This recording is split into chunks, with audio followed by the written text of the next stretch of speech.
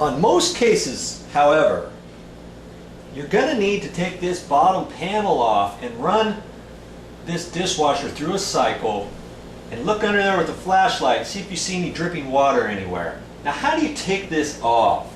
There's some screws down here generally. You undo those, and then this is going to kind of swivel up, but there's another screw up in here, and there's one over here. So in order to get those, you got to open the door. You got to look down there and find out exactly where the screw is. You got to undo the screw there, undo the screw here. It's kind of tricky to get your fingers down there and get that. But once you get those screws out and fished out, then you can pull this bottom panel off. Now, I've already taken these two screws off and the bottom ones, okay? So now you can slide that out like that, okay? And then this bottom piece, you need to make sure you look at that and see how that goes, because this bottom piece kind of slides up and down. You might want to remember that as you're pulling it apart, so that you remember how it goes back together, because you don't want to do it the wrong way, okay? All right, so make sure you keep all those screws in one place. All right, and then we'll look down underneath here. Now, when you're checking for leaks, you've got to run this through an entire cycle. Don't just run it on normal wash or rinse and hold or something like that, because wherever your leak was, it could be activated anywhere along this cycle, and I never know whether or not it's going to start dripping.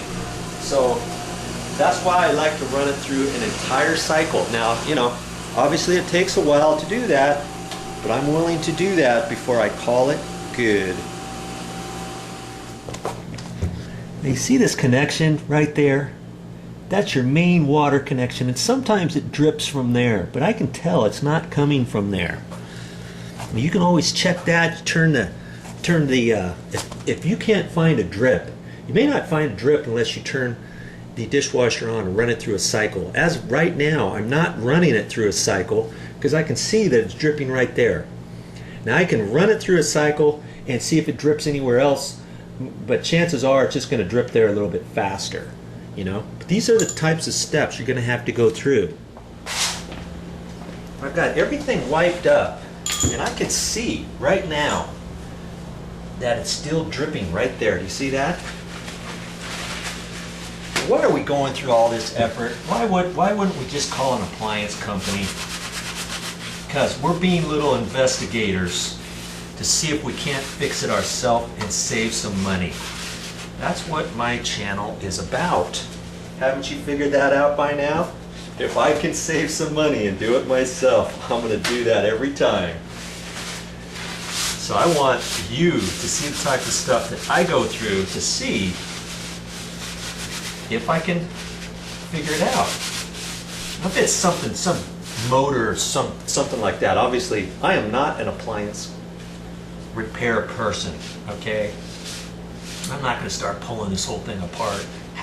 You know, most of the things underneath here, I don't even know how they work, how they're connected, or anything like that. But if it's one or two different things that I've done before or that I feel comfortable fixing, I'm going to try it.